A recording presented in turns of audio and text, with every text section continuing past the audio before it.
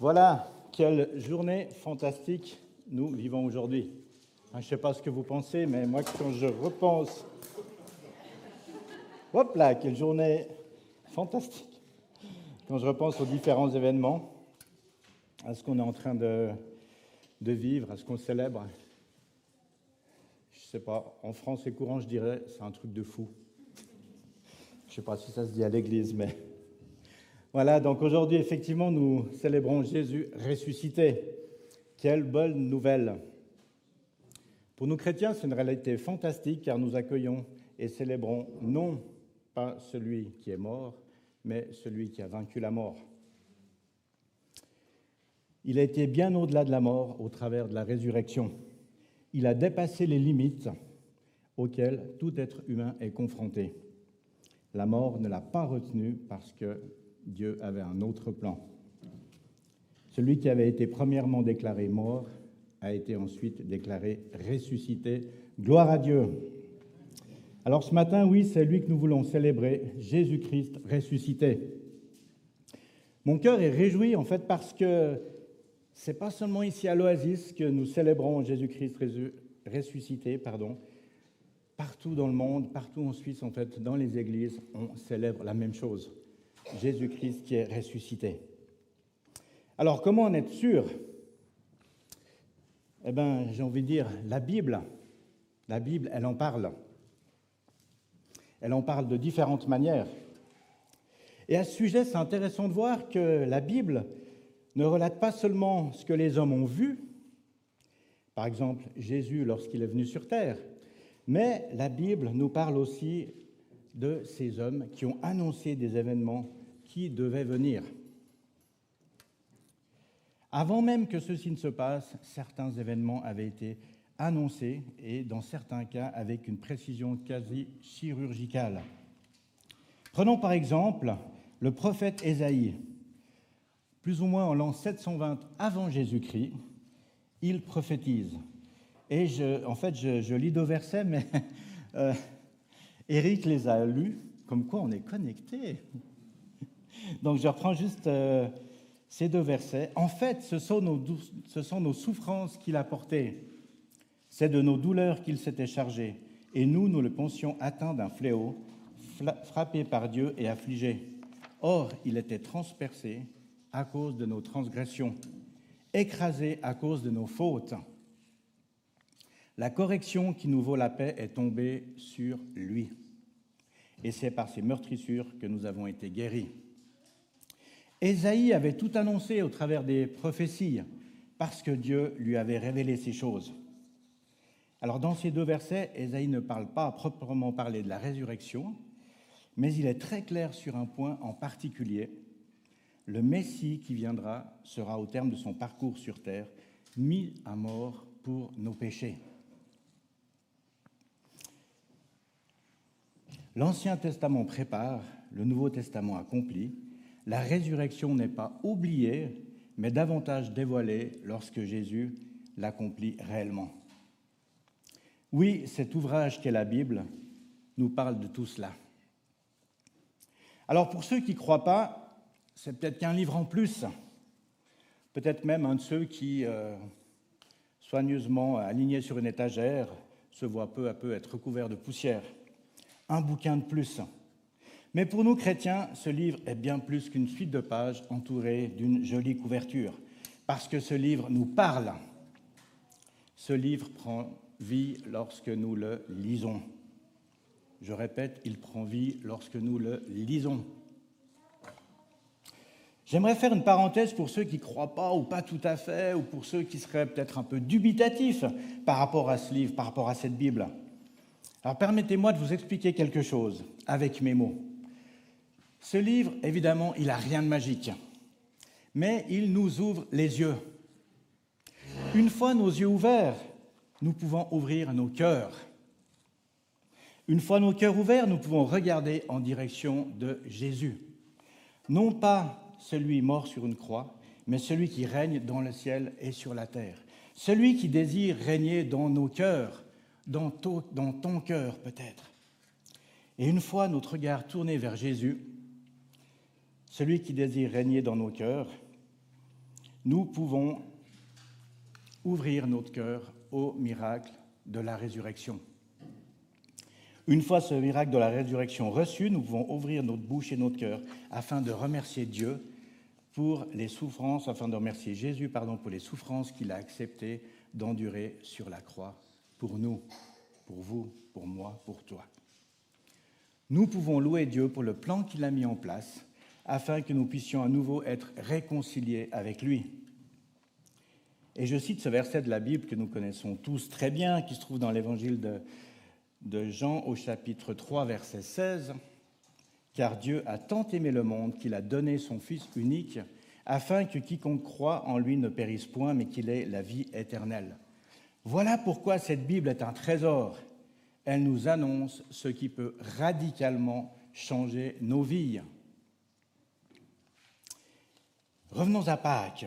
Je vous propose de regarder d'un peu plus près ce que nous avons l'habitude d'appeler la Semaine Sainte.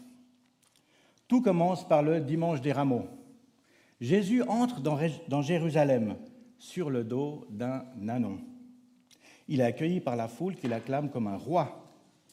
Mais je précise, parce que je crois que c'est quelque chose qui est important, Jésus est entré dans Jérusalem non pas comme un vaillant héros, mais comme un roi humble. Celui qui, selon bien des critères, aurait mérité la gloire, a préféré la simplicité.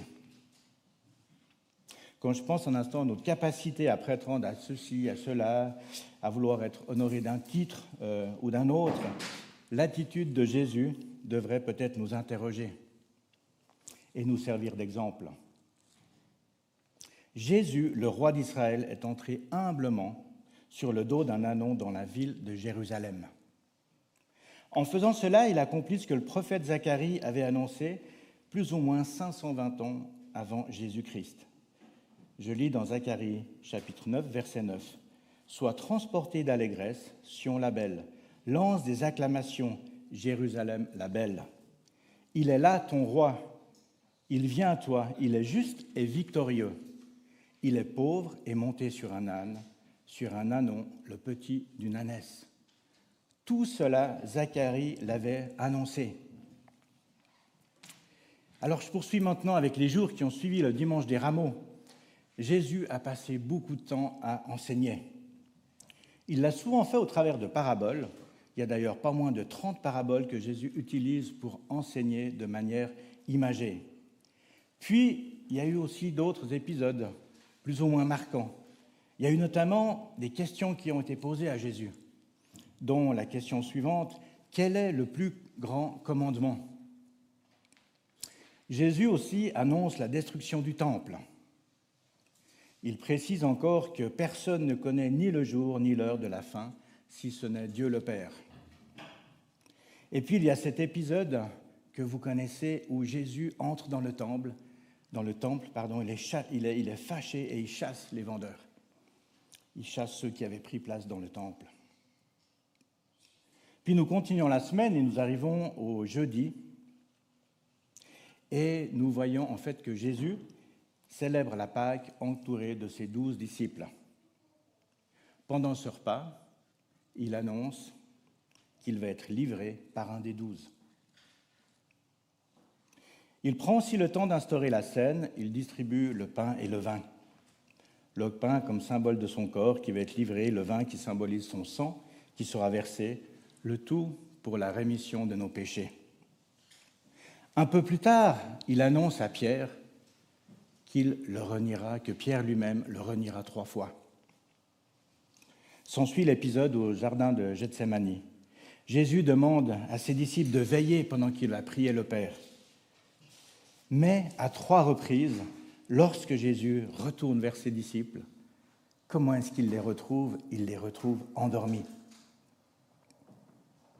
Puis il y a l'arrestation et Jésus qui est emmené pour comparaître devant le Sanhédrin.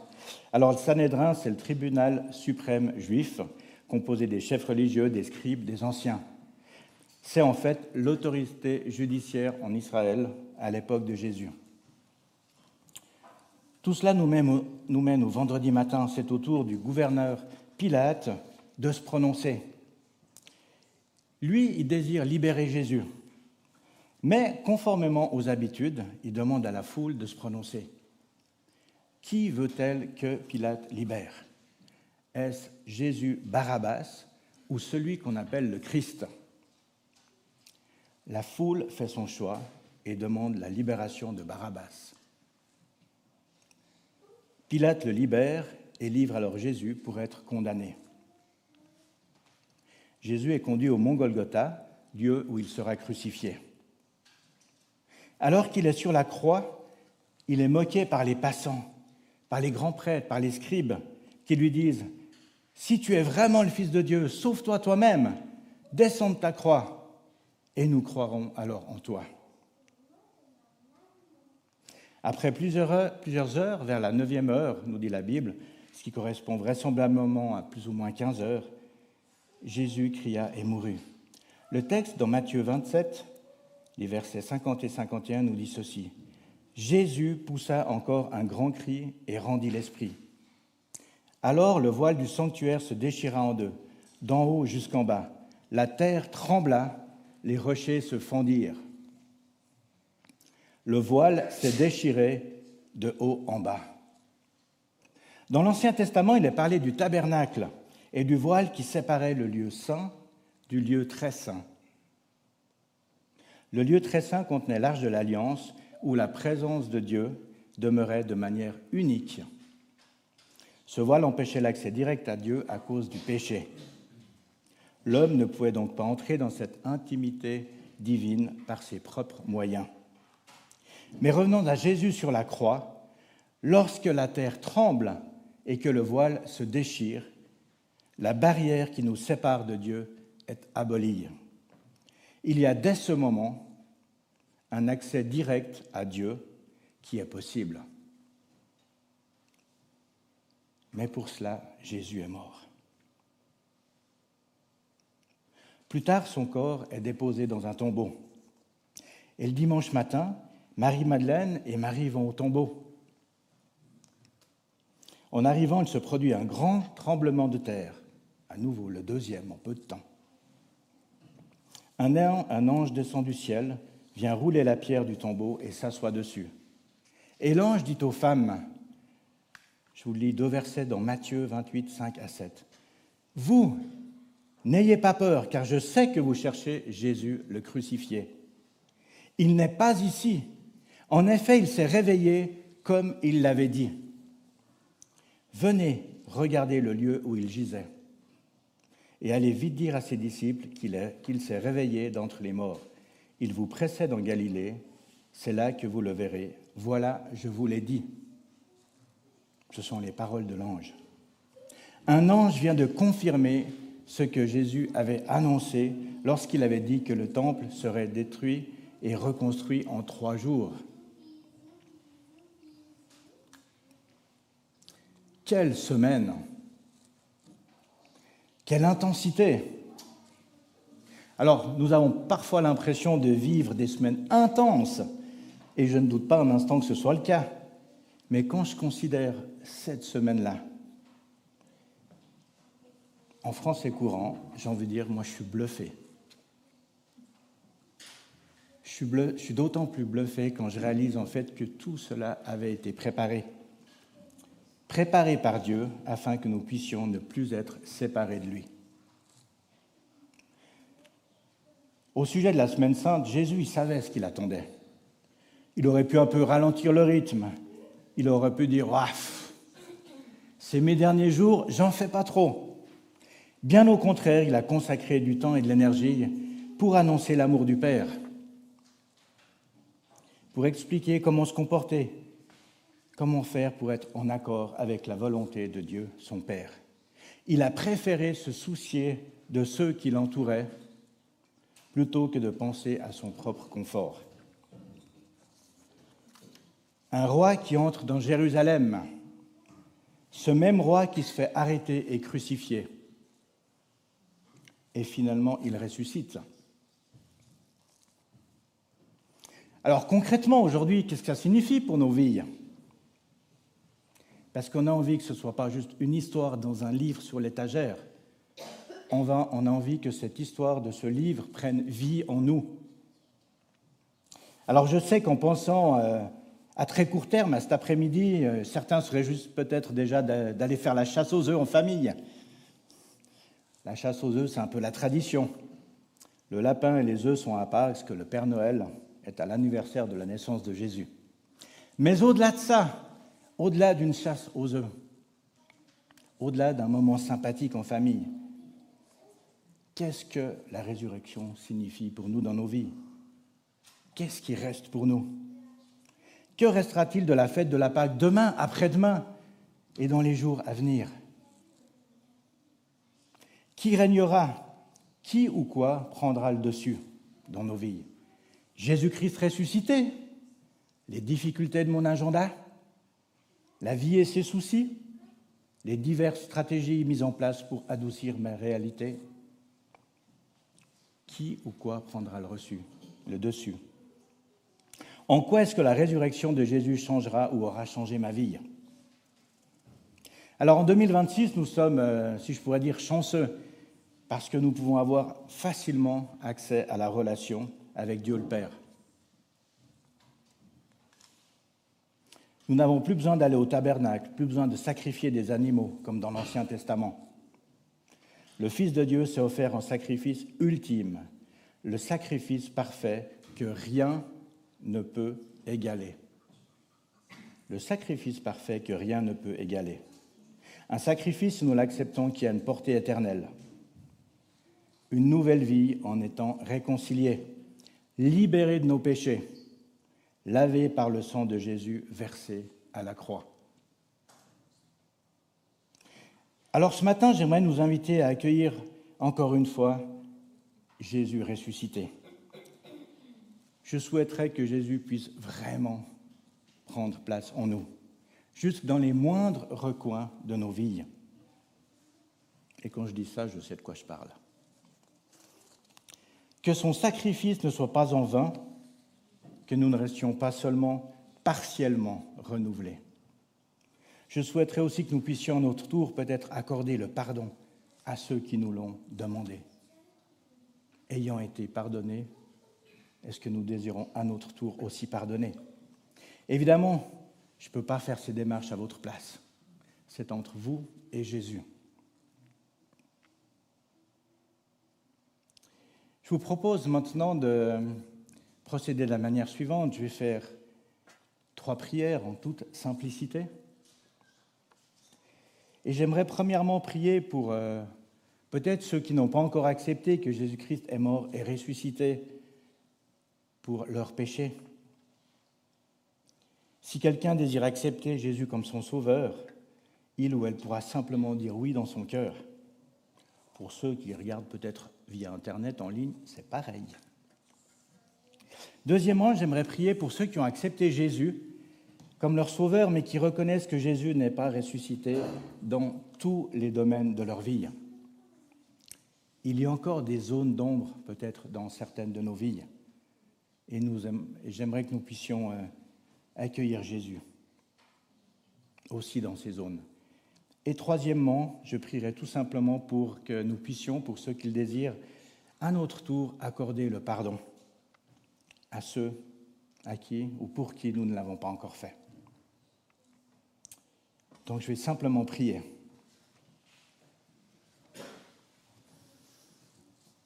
Seigneur, c'est vrai que tu es mort pour nos péchés.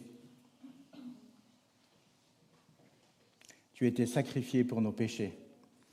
Et tu nous dis que si nous acceptons que tu es mort et ressuscité, nous pouvons avoir accès à la vie éternelle. Tu nous promets la vie, ta vie. Et Seigneur, moi j'aimerais prier ce matin pour ceux qui doutent peut-être encore. Seigneur, que tu puisses venir toucher les cœurs, que tu puisses venir convaincre, que tu puisses venir nous ouvrir les yeux afin que ce sacrifice n'ait pas été fait en vain. Seigneur, touche les cœurs. Merci Seigneur.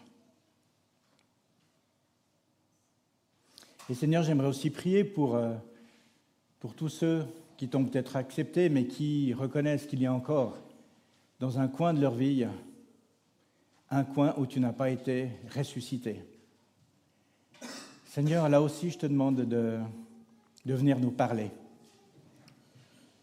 Nous sommes peut-être conscients de certaines choses, peut-être nous ne le sommes pas totalement, et je te demande de parler à nos cœurs. Parce que lorsque tu désires mettre ta vie, c'est parce que tu sais que ta vie est bien meilleure que l'ombre qui peut encore rester dans certains coins de notre vie. Alors Seigneur, je te demande de parler à nos cœurs, et que ceux qui désirent en fait remettre encore certains coins de leur cœur puissent simplement dans leur cœur faire cette prière ou dire oui, c'est ce que je désire.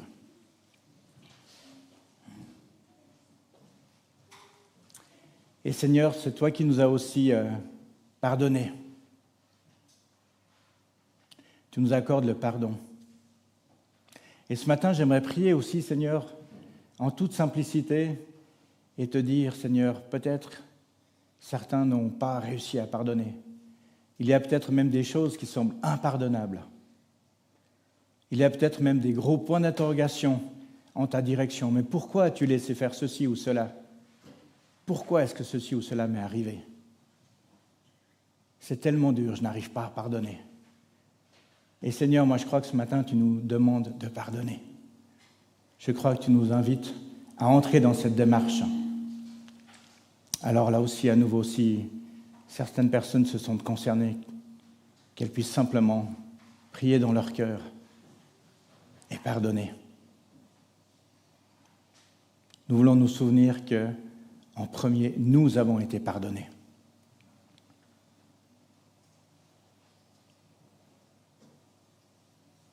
Et Seigneur, je te remercie pour ce temps de Pâques. Je te remercie pour ce que tu as accompli. Je te demande que cette réalité soit de plus en plus réalité dans nos vies. Que nous puissions de plus en plus réaliser ce que tu as fait, le prix que tu as payé pour nous. Merci d'avoir accepté, merci d'être allé jusqu'au bout. Merci d'avoir accepté de mourir sur la croix pour chacun de nous. Amen.